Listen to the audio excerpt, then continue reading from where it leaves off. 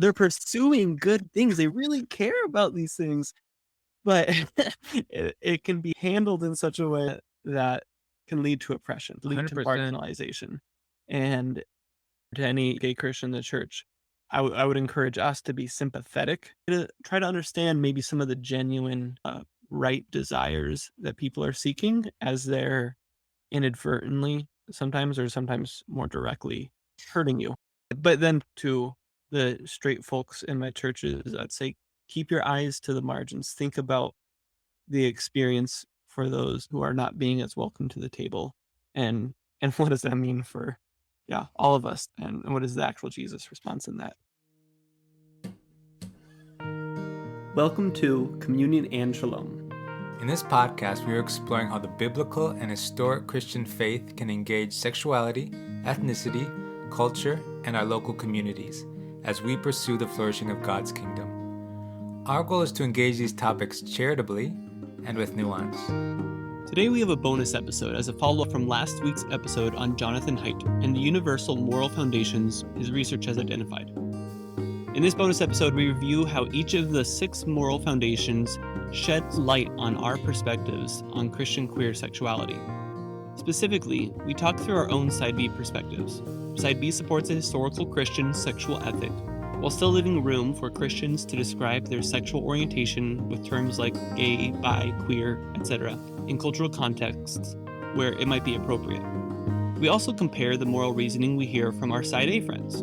Side A doesn't support the historical Christian sexual ethic and is affirming of same-sex Christian marriage. We hope you enjoy this bonus episode, and drop us a line if you have any suggestions for more things you'd like this podcast to cover. I wonder, would it be helpful to go through these 6 really quick, maybe just taking turns, and say kind of how that plays into how we're thinking about queer sexuality, and potentially times where like maybe Side A pushes it too far or something. Yeah. Let's just try to rapid fire go through these 6 foundations and apply them to this kind of Side B perspective that we're trying to maintain with, Christ-centered integrity. Sure. The first one being care harm. I mean, it's so much of this is just recognizing that our same-sex orientation extends beyond just this moral question about who, about who you're going to bed with, but can actually shape your capacity for caring for certain people. When I went to the first revoice, I thought, wow, 90% of this just applies to single people, period. Mm. And sometimes Side A folks outcry the need to care for gay people as if the problem is only about gay people, and not recognizing that it often stems from the fact that we haven't cared for single people and we haven't cared for friendship and developing friendships and relationships in general. Mm. And so the moral impetus to care for me, I think it hits often gay and queer people heavier in maybe in a compounded way. Mm. I hold that value very strongly, and I see how it's, or even like the idolatry of marriage hurts gay people, but also hurts married people. So I try to take that care harm very seriously. How are gay people being harmed? And how are other people being harmed by that same thing? Definitely. Definitely. Let me talk about fairness and cheating. So, how I predominantly associate this with this conversation is, of course, thinking about questioning what is fair. For example, side A people often just think there's a 1-to-1 equivalent between um, two queer people, two men marrying, and that equals a Christian marriage, and then a man and a female making a Christian marriage. I would obviously challenge that, but it makes me. I just don't think fairness is always equality in the sense, but it's just appropriate giving of what someone is, Mhm. what is due to someone. But like, it can be things that are not the same in that situation. That's my first take. Second take. This is similar to care and harm, I guess. I have seen queer people not be treated justly as well Mhm. in ways that have harmed them. That's been part of my own personal life, and I've seen it in more than one place. Yeah, it's not just. People give what they're due as someone who has dignity, as a human person made in the image of God. And it makes me more wanting to kind of defend or protect, like people like in the side B broad community, to defend or protect them against the unfair accusations, unfair ways of being engaged with, unfair like name calling, whatever, unfair laws. But Oh, yeah, I on feel the something. yeah, so just summing up of what you said for fairness, that you are seeing ways that people are being treated unfairly Uh-huh. because they're gay, but that fairness doesn't mean like, oh, they should have the same access to No, marriage. It's not this cheap marriage equality, but no. it is treating, but there's still fairness concerns at play. Yeah, I think that's a pretty facile or unnuanced definition of what's fair, what's just. And I Mhm. definitely think the Christian tradition provides a more nuanced version of what justice can mean, what fairness can mean, than Yeah. just the kind of the cheap one to one. Like fair means everyone should get the same thing. I don't Mhm. think that is the case. That's not how I think of what justice means. I guess I should say. Mhm. It's not how I think what justice is. Yeah. And with So loyalty. yeah, so I'll you tell me this is where you think. So how loyalty, I think, shapes my side B perspective is that like our first loyalty is to the kingdom of God, to Christ, Uh-huh. which Yeah. gets into authority, but and then to his church though. Me It's too. Yeah. to the new family under Christ. And so there's partially, it keeps me from idolizing the family and thinking that in order to be fair, everyone needs to have their, nuclear family in the American way. It's like, no, we are all part of the family. And so that means that I, as a single person, actually have this opportunity to serve my church family in a unique way as a single Mhm. person, and that other households and homes have obligations to me too, to be including me as a family member in ways that I might have foregone certain types of typical family creation, Yeah. for the love of them. That we're indebted to each other. We owe each other. We're Mhm. loyal to each other, and so yeah, that's how this loyalty framework kind of drives me in my own side B conviction. I think we are exactly together. I would just add that I it's again loyalty towards the triune God. But I put this one loyalty for me, that's more authority for me, but it's still this it's close. But loyalty to the church. Just trust that the church has been faithful over the past 2000 plus years in trying to pursue the living God. And that the saints of old have been like they've not been deceiving people when saying that like same-sex sex is not God's intention and that leads you away from God's kingdom. Hmm. So I'm trying to follow in their way as they follow Jesus. Hmm. And I'm trying to follow Jesus in that path too. So I'm being loyal to our what I understand is our community and our way of life that's bringing the teachings based on, Hmm. Jesus' incarnation, his life, his crucifixion, his resurrection, his ascension, walking in that path. So yeah, it's loyalty to our first community, which is the church following after Jesus. And as we discussed on our first episode, there's a sort of betrayal that can be experienced at times Oh yeah. by side B people, at times by straight people saying, "Well, that's not my problem, and I'm going to be indifferent," Uh-huh. and them not taking up the burden of orthodoxy and the calling to be a family together, really united. Yeah. Yeah. So I think that also drives me to wanting to call people deeper into relationship rather than letting us just kind of have very different opinions from afar. I did not think of that, but yeah, I definitely felt betrayal in this context from my friend Joel that we talked about when he, as a straight person, started advocating side A perspectives because, yeah, it's like, hey, you're not being loyal to our common solidarity as friends, and you're not being loyal to what I think is the church's teaching, and you're not being loyal to me trying to follow in that teaching, even when it's hard for me, you know. Mhm. So yeah, it's true.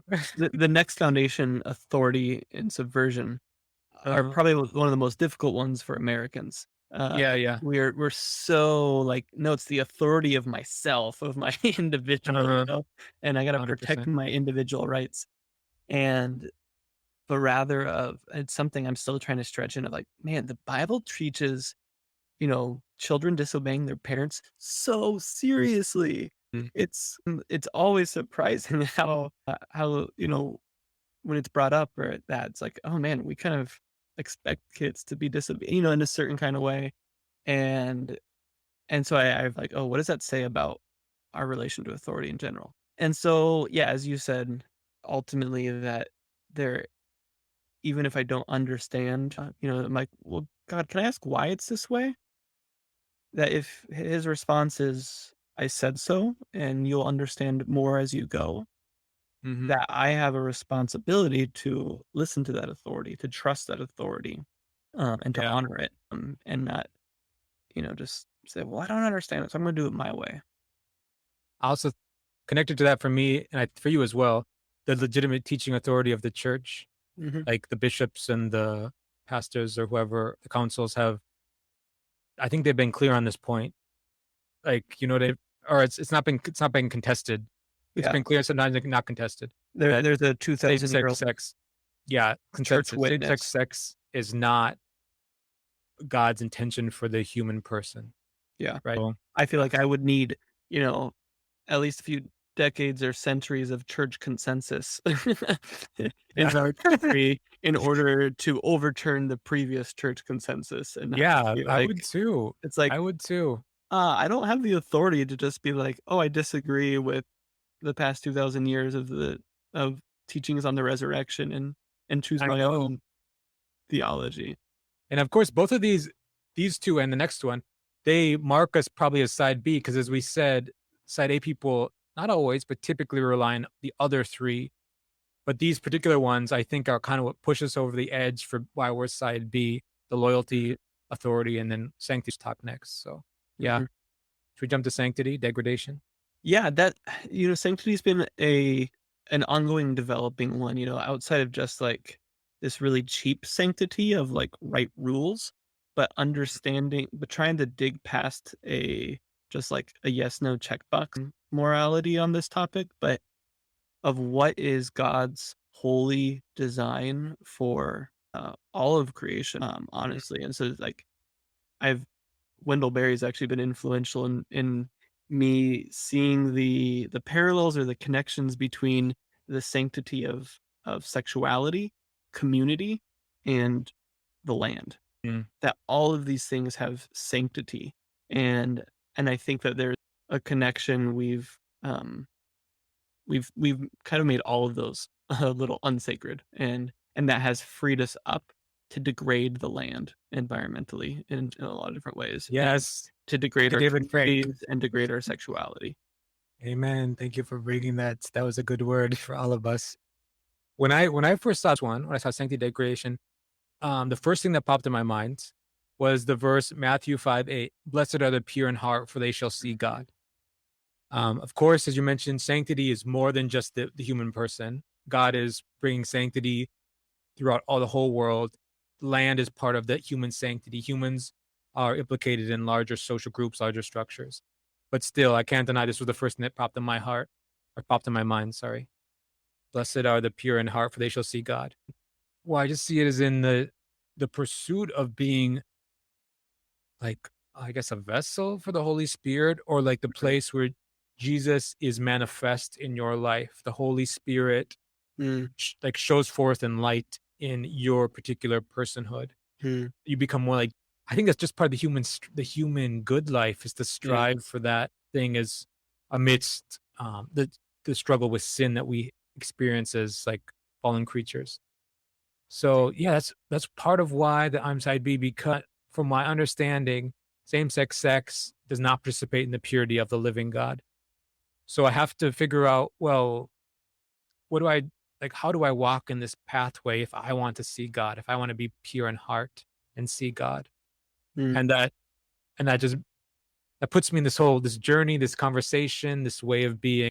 But I also have to mention, because we did contrast with side Y and side X, I've also seen ways that I think go too far with some sort of purity impulse that make human life less full, less abundant, less joyful, that doesn't allow that there could be more complex or nuanced ways to be in the world. That just says, "Oh, repress, repress, repress," basically, rather than asking, "Well, how do we live a pure life in this particular circumstance? What could be goods from this thing that you think is disordered in other ways?" Like how, yeah, what, in such ways that it ends up reinforcing certain degradations that have happened in our Yeah. time. So like you think Yes. like homophobia is a huge part of toxic masculinity. Uh, And so if we don't have a healthy way of doing purity in a way that doesn't lead to homophobia, then it's gonna degrade what it means to be a man, and like how we live that out. 100%. Even it just degrades the Christian life in general, right?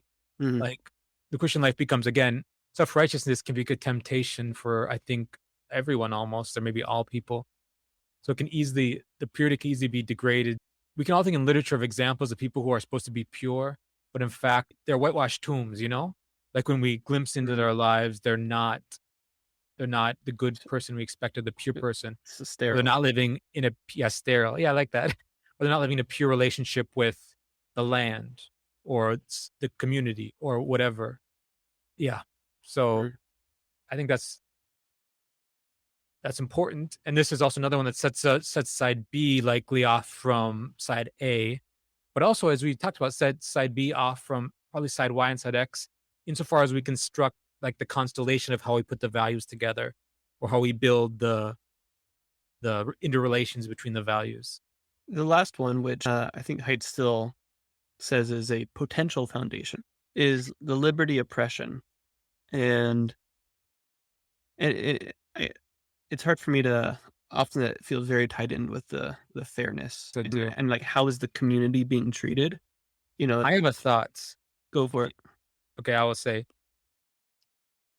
I when I read my first thought when I read this particular binary liberty oppression is that I think basically I'm used to, or at least people who talk about this conversation, often straight people, they want to tell queer Christians, often straight people who are, sorry, would we call them side Y or side X related people?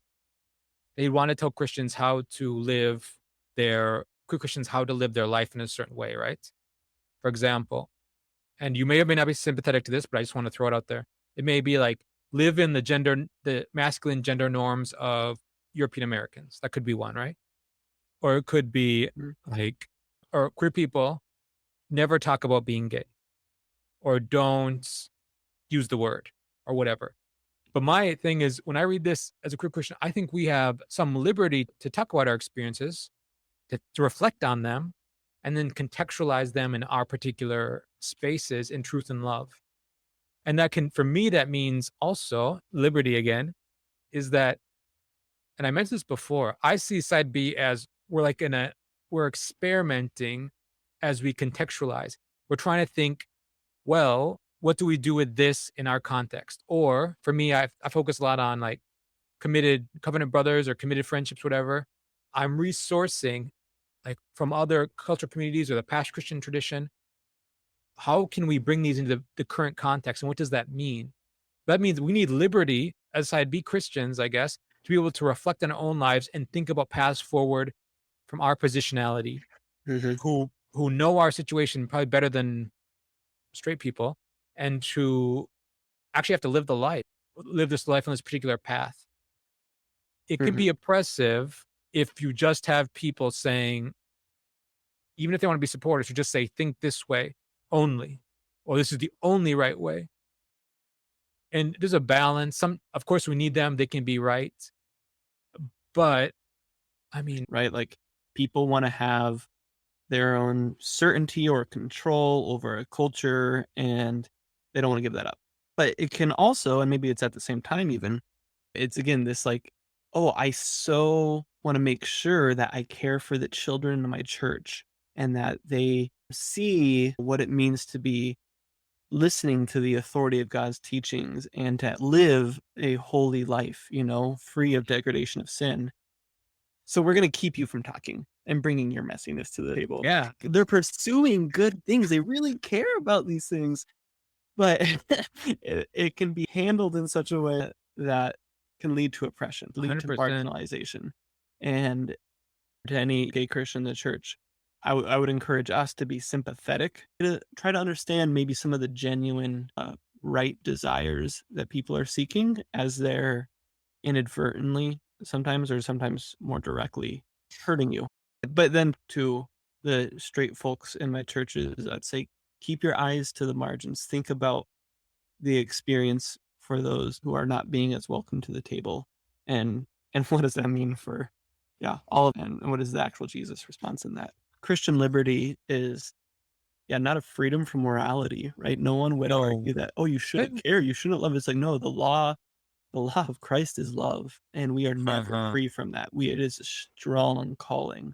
And in that, there's a liberty, there's a freedom of moving people into love, to in all the special ways that God has created them to love. And through different work, different expressions, different personalities, different relationships within God's design, but still way more free than is, going to be under one person's control.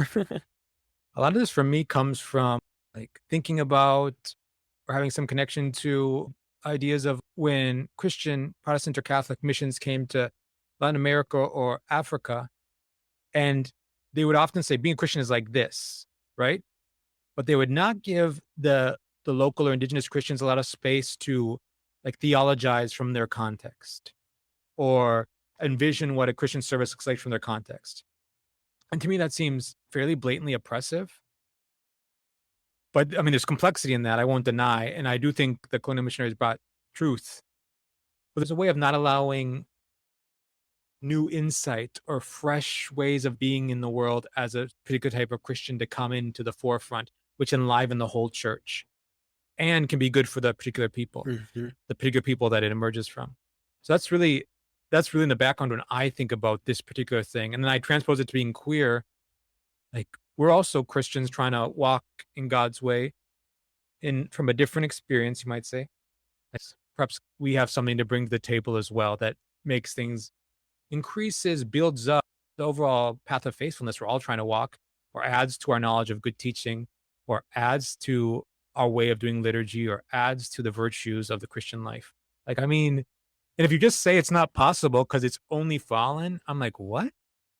That's a similar logic to what some of the missionaries I might be skeptical of in the past who came to either Africa or Latin America, and they would say things like, okay, there's not that much good from your cultural context. You know what I mean? Like you're mostly bad, but here's the way to be good. And I'd point you to the episode, a podcast episode by Misty Irons that we recommend. Oh yeah. She draws those connections to help understand how we can think about these mixed, corrupt, yet still human, cultures and communities. And it's never simple in how you live in that mixed reality. Yeah, thanks, TJ. I think that was really helpful to actually show like how these moral foundations are influencing our kind of side B way, and ultimately our Christian life as we try to approach people, communities, and sexuality as we honor God. And I would say, and it's interesting, there are differences between you and I as well. Like you and I have different, the levels of our moral intuitions are different. And I think it also shapes our different ways of approaching some of the questions, our common discussions, the questions, or how we relate to certain groups of people in the discussion. But I've already taken care of the plank in my eyes, so I know, of course. Of course. So just to round it up, we started this conversation with Haidt's book, and I love looking at books and just seeing their table of contents to, get kind of main points. And in Righteous Minds, Haidt has his three big categories of his different chapters as the following. The first one is this: intuitions come first, the strategic reasoning second. So that's that whole elephant in the rider dynamic. The second group of chapters is there's more to morality than harm and fairness. And so we've discussed how a lot of American culture, both in political and religious conversations, can just boil it down to two of the, right, or maybe three of the six frameworks. And the last section is morality binds and blinds. Groupish religion is a team sport, etc. So, and I think we've discussed those dynamics of how, especially that blinding piece, that we can be so fixed on our own moral perspective, have the plank in our eye, that we are blind to the moral concerns of others and kind of get stuck in that group solidarity, protecting our team. go read Haidt's book or listen to it. I listened to it actually, but it's not just a promotion of that. But it's because we believe that these various moral frameworks are truly embedded in us because we are image bearers of God. And so they map onto the moral fabric of reality and God's character. As Christians, like, we believe that these moral intuitions are keys to the moral nature of the human person.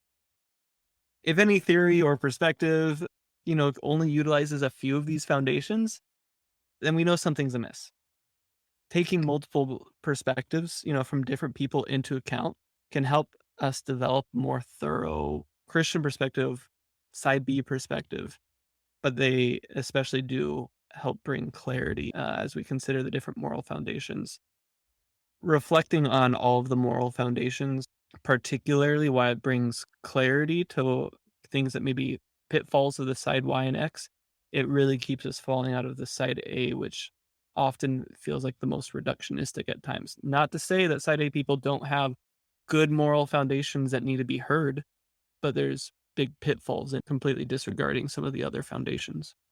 And I think some side A people have more nuanced accounts than just like fairness and justice. The common anecdotal experience that I've had is just to emphasize a few. And you've had the same one. So it's like a phenomenon that we're observing. Yep. But there's some thinkers who may have more nuanced accounts as well. Yeah. I just want to say this theory can develop over time. It could change, but it seems to describe reality well, basically. And that's why we're talking about it.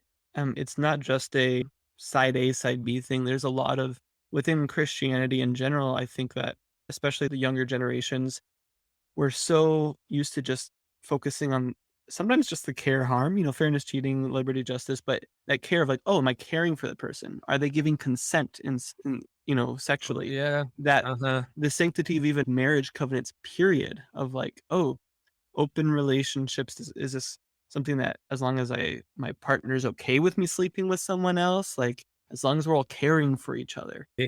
That's a huge thing right now that we are just taking a like horizontal perspective of like, do I have everybody's thumbs up around me? And if so, all is fair and game, rather than God's being and character just bleeds into our world, into creation. And if we are not getting attuned to him and his ways and, not being pure of heart, we're going to be blind to that, or we're going to miss out on seeing God.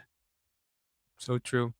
The moral intuitions we emphasize in the moral logics we make, they affect our lives, as you're mentioning. And that could be in this open relationships. It could be in other ways. But yeah, they impact life. Like they have real causal force on what happens in life. So yeah, I think this is an important conversation for lots of people. Hey everybody, thanks for listening to this bonus episode. I hope you all enjoyed it. I think it's really important that we don't kind of get narrow lenses, but really continue to open our eyes, open our perspectives, and see how God designed us. See how God made us to be thinking and working and living and loving in this world, in his creation. And so I hope that this is edifying to you as you try to live into that. We'll have more regularly scheduled episodes coming soon. And this podcast is supported by some generous people who help us meet our monthly production costs. You know who you are. Thanks so much. If you'd like to support the show, there's a link in the show notes. That's all. Have a good day. Bye.